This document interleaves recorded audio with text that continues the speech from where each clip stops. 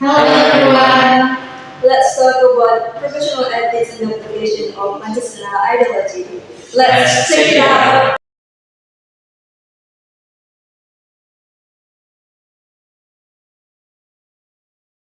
Let's start with ethics. Simply put, ethics is about knowing what is right and what is wrong. It helps us decide how we should behave in our daily lives. Now, professional ethics is ethics in the workplace. It's a set of values and rules that guide people when they are doing their jobs. Professional ethics reminds professionals to be honest, fair, responsible, and respectful.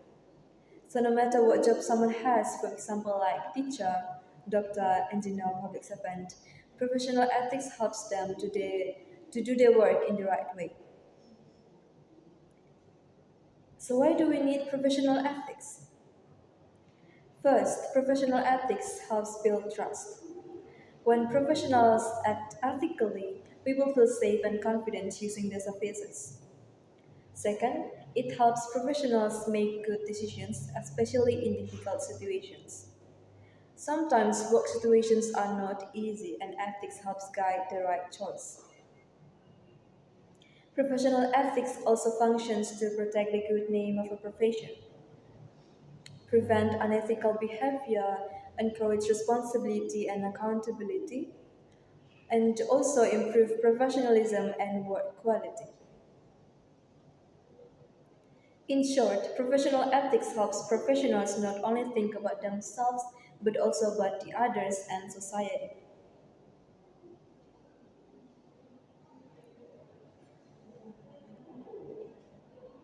Now let's talk about the code of ethics.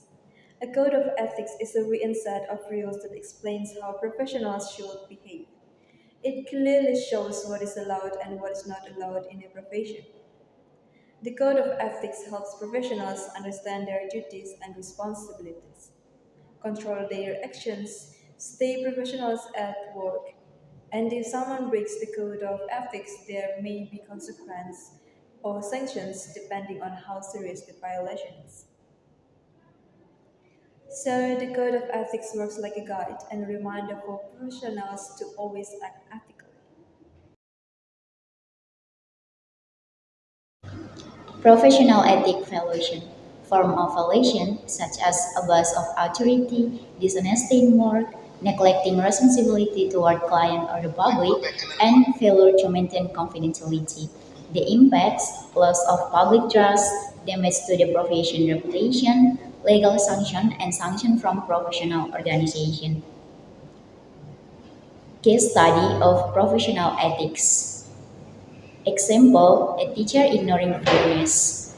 A teacher pays more attention to smart and active students, while students who have difficulty or learn more slowly receive less attention. Analysis. The teacher violates the principle of fairness and responsibility in professional ethics and education.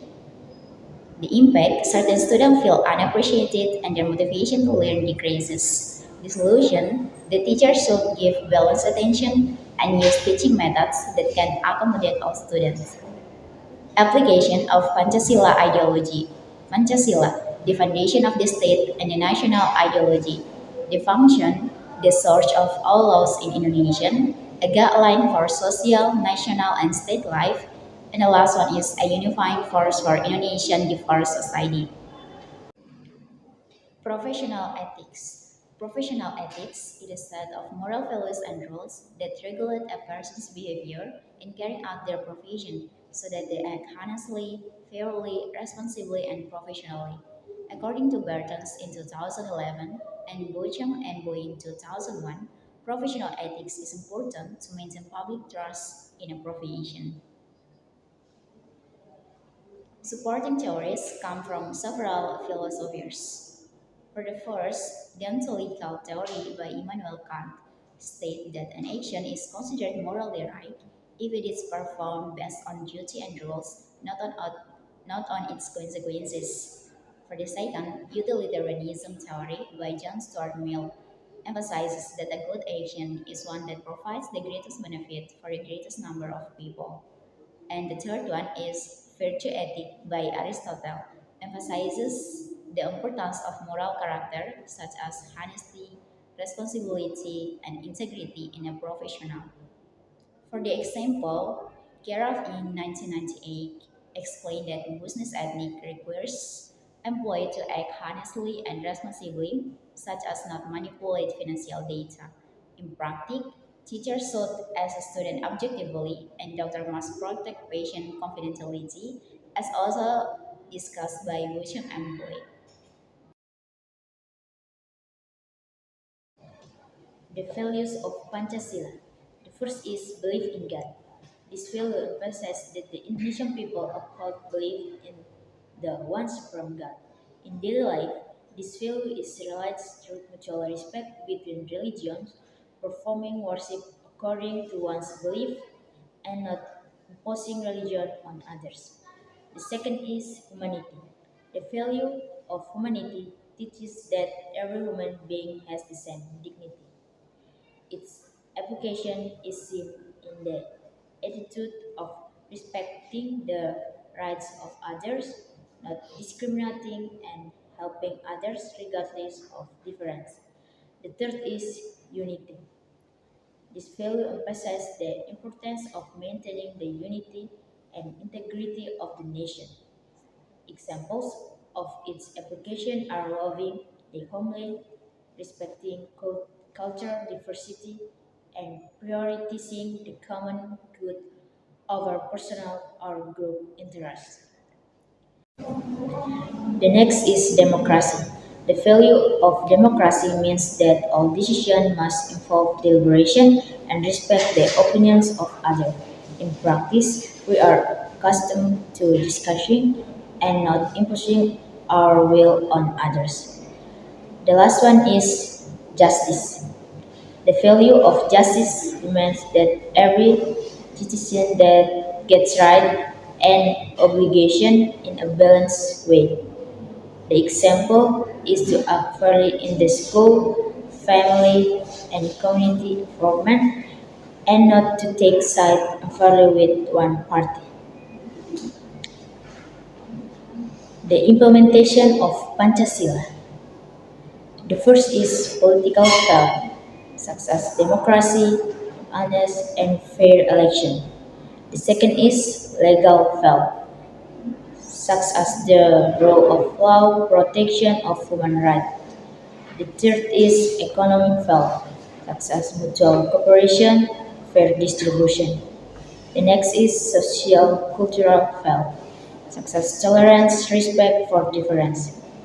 The last one is daily life, helping one another, being fair and honest. Challenges in implementing Pancasila. Here are some examples. The first is the influence of globalization and foreign cultures. The second is individual and materialist. The third is corruption, collusion, and nepotism. The last one is the spread of forest ideologies that are contrary to Pancasila. Pancasila is the foundation and ideology of Indonesia. It contains values that guide Indonesian people in living together in peace, unity, and harmony. Pancasila teaches us about belief in God, humanity, unity, democracy, and social justice. However, in the modern era, many challenges can weaken these values. Globalization, technology, and social media bring positive changes, but they can also cause conflict, tolerance, and misunderstanding. Because of this, strengthening Pancasila is very important. Strengthening Pancasila is not only the duty of the government, it is the responsibility of all citizens, especially young people. Let us discuss about simple and practical strategies to strengthening Pancasila in everyday life. First, strengthening Pancasila through education. Education plays a very important role in strengthening Pancasila. Schools and universities are places where students learn not only knowledge but also values and character. Pancasila education should not focus only on memorizing the five principles. Students need to understanding the meaning of each principle and how to apply it in daily life. For example, respecting teachers and friends shows humanity and respect. Working together in group assignments reflects unity and cooperation. Expressing opinion politely during discussions shows democratic values. Teachers should encourage students to think critically and act responsibly. When Pancasila values are practiced in education, students will grow into responsible and tolerant citizens. Second, strengthening Pancasila through family and community. The family is the first place where children learn moral values. Parents have a big role in teaching Pancasila values through daily behavior. Simple actions like telling the truth, respecting elders, helping family members, and being responsible at home reveal Pancasila principles. Children who grow up with these values will carry them into society.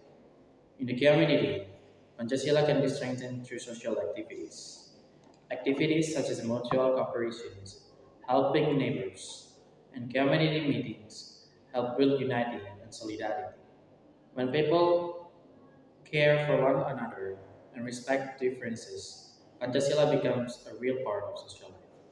The last point is strengthening Pancasila in the digital era. Today, the digital world is part of our daily lives. Social media allows people to share information and express opinion freely. However, social media can also spread hate speech, hoax, and intolerance. These things can weaken unity and social harmony.